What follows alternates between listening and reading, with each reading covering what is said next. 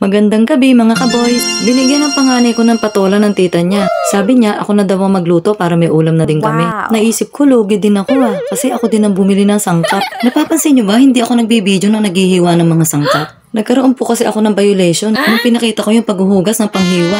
Kaya mula noon, nakahiwa na lahat kapag binidyo ko. Nag-umpisa na akong mag-isa. Tulad ng dati, inuna na naman ng bawang. Matigas talaga ulo ni Inday, ayaw unahin ang sarili. Charot. Pagkatapos ng bawang sibuyas, nilagay ko na rin ang patis. Nahihilig ako sa patis, ang sarap kasing ipanggisa. At syempre, nilagay ko na rin ang paborito kong sahog, chicharon. Pagkatapos masangkot siya, nilagay ko na rin ang patola. Napakasimpleng ulam nito pero sobrang sarap. Pag natikman mo to, makakalimutan mo ang pangalan ng asawa mo. Charot. Pero totoo po talaga masarap. Hindi ko nga to pagpapalit sa lechon. Wala naman kasi akong lechon. Nilagyan ko na po ng tubig at shrimp cube para maglasang may hipon. Syempre, asin at paminta din. Tinakpan ko po muna para kumulo. O ang bilis, kulo agad. Pwede na pong ilagay ang miswa. Madali lang naman pong maluto ang miswa. Imekos-mekos lang natin yan. Charot. Si Inday, walang originality. May mekos-mekos ka pang nalalaman. At syempre, kailangan mo na siguraduhin ni Inday kung templado na. Totoo lang mga kaboy, sobrang sarap talaga. Ano nga ba pangalan ng asawa ko? Joke lang po, sumalangit na kumulo na po, kaya okay na po ito. Ready na po ang ating sinabawang patola with miswa. Mapapadami na naman ang kain namin ito. Tsak na simot, pati kanin. O paano guys, sa susunod na lang ulit ha. See you, bye!